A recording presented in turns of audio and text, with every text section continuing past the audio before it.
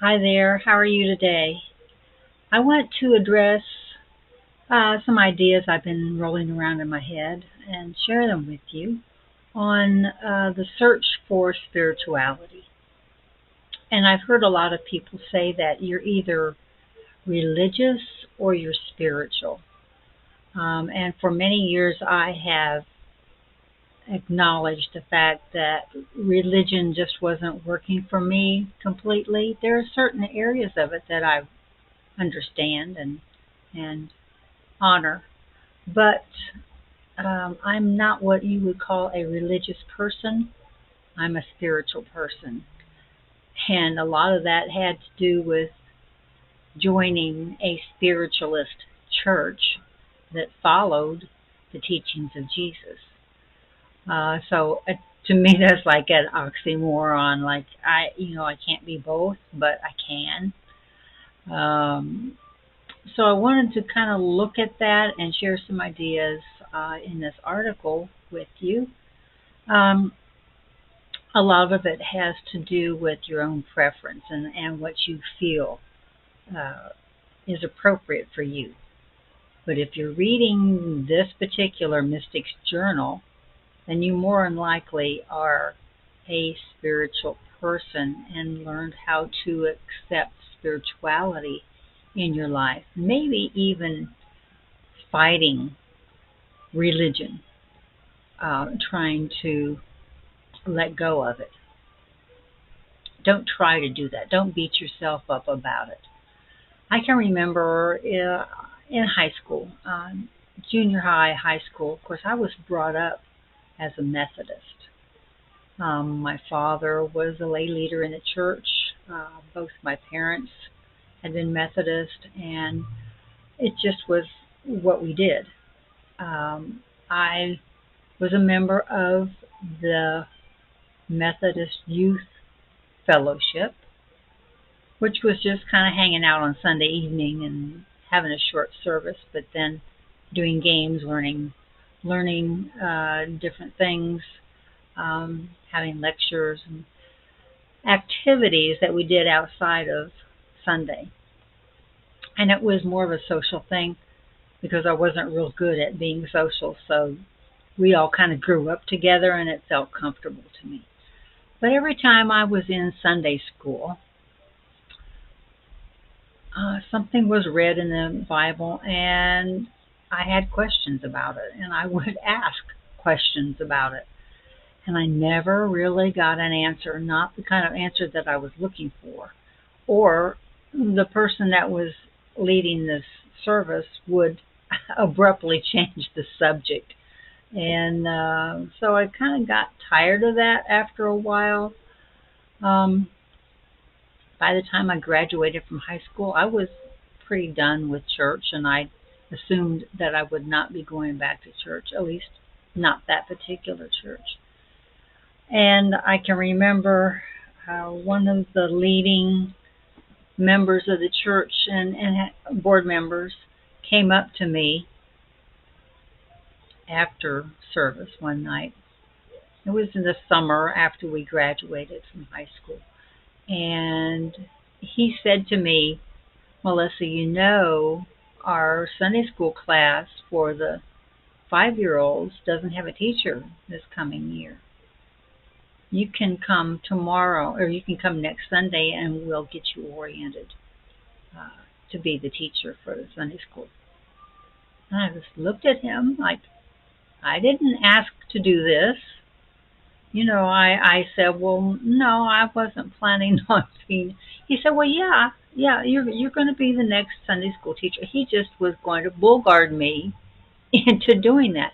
Me being a very shy person, I assume he expected that I would just go along with the program.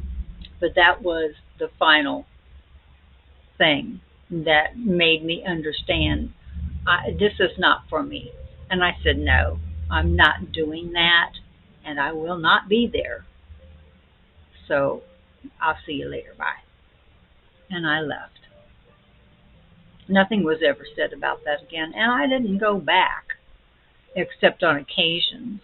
Uh, like if my dad was going to give a sermon that day, or uh, my sisters got married, went to that church, and I was there for that. But I struck out on my own, started reading books, joined an yoga exercise class.